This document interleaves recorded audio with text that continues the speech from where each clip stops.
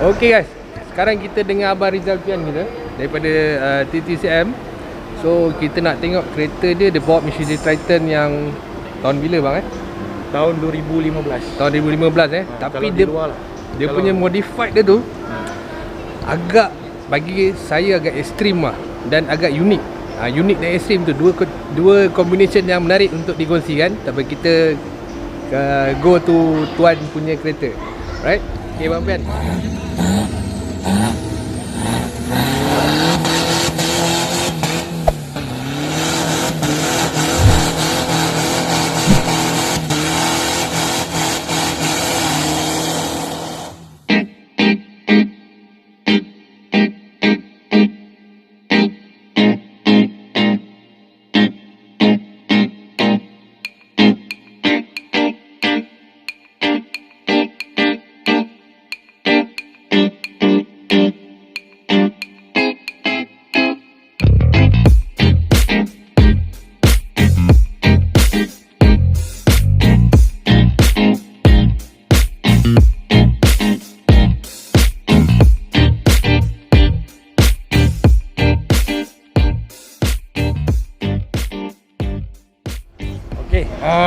Basically kereta saya adalah Triton Myvac 2000, kalau di Malaysia 2016 2017 lah. Myvac Adventure. Kalau di luar kita panggil Triton MQ. So apa yang saya dah buat hanya bukan modifikasi enjin ataupun ni, lebih kepada teknikal, lebih kepada body lah. So yang kita dah buat ialah body lift, bull bar depan belakang, side step, itulah. And then mode saya adalah mode camper. Okay bang, kita jalan-jalan je bang. Okay. Apa yang ada? Beres. So basically yang kita tengok kat depan, saya dah fitkan dia dengan snorkeler. Banyak yang tak tahu bila pasang snorkeler, semua orang ingat boleh harung air. No, kereta ni huge bukan design untuk harung air, untuk melalui obstacle yang very limited. Bukan semua tempat boleh, ikut keadaan dan situasi. Itulah sebenar-benarnya. Okey, dari segi tayar, saya dah tukar kepada tayar jenis MT atau Mark Track sebab kegunaan saya lebih kepada kawasan-kawasan luar bandar. Jadi saya perlu gunakan tayar jenis Mark Track supaya saya boleh masuk kawasan-kawasan yang lebih teruk. Gitu.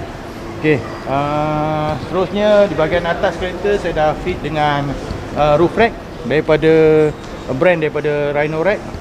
Rhino Rack ni adalah daripada Australia lah.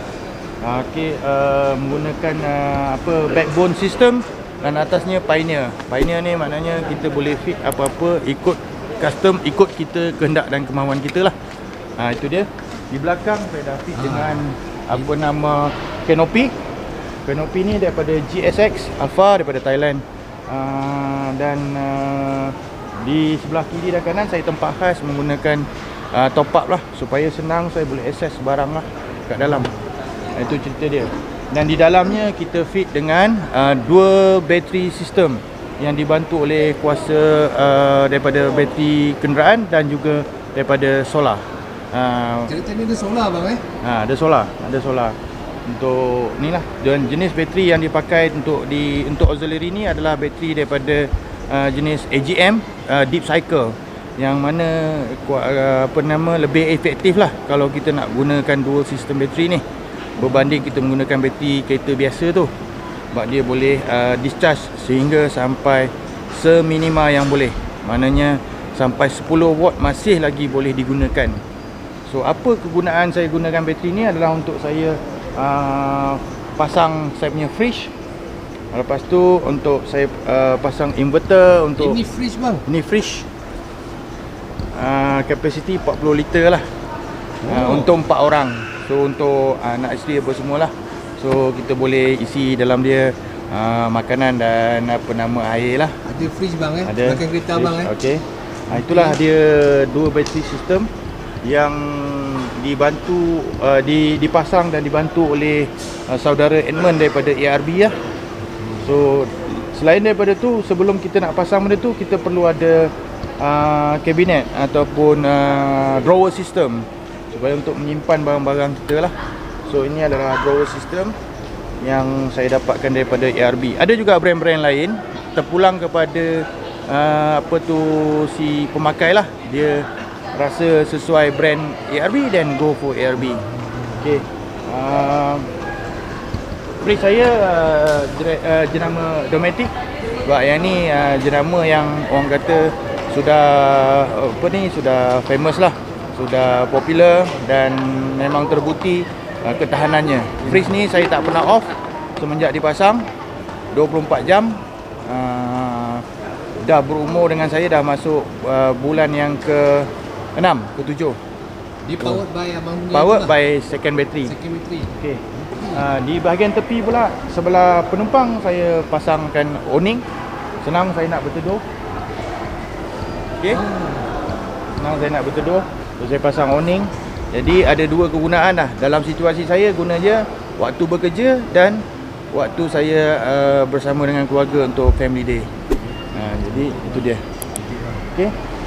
Yang lain-lain normal, dan cuma saya satu lagi untuk kemudahan perhubungan.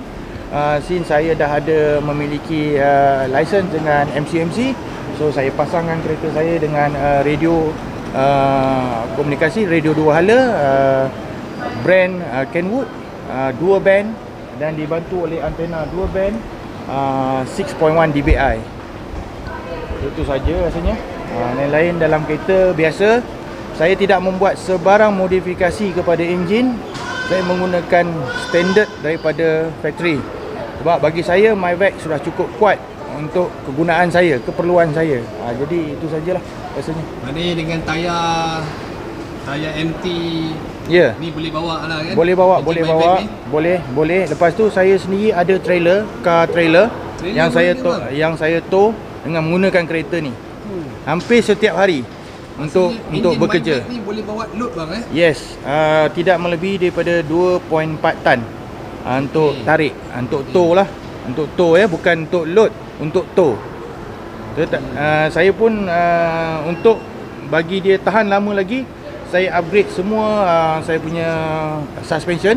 Mana full set depan dan belakang saya menggunakan absorber PK9 daripada 4x4 apa tu Kelang.